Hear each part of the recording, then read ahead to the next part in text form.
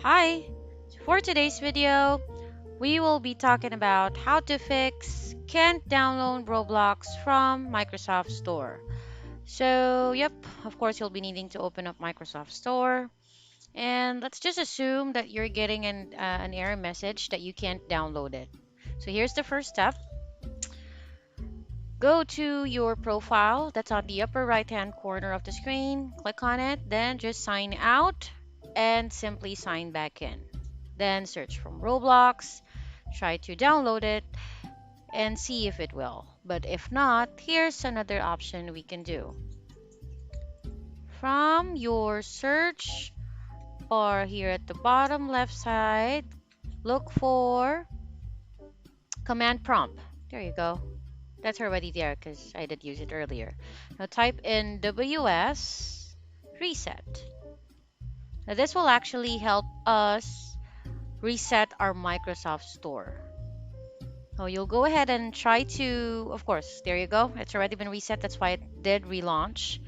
Then try to search for Roblox and download it again. If it did download, congratulations, you can enjoy the game. But if not, here's another step we can do. All right, that's gonna be searching for services. That's it, that's the service app. And once we have that in, we will be needing to look for Windows Update. For this, should be at the bottom because that's W. Windows Update. Where are you? There you go. From there, right click and click on Properties. Then you need to make sure that Startup Update is in automatic. Always in automatic. Now here on service status, it may show stop. Of course, you'll be needing to click start.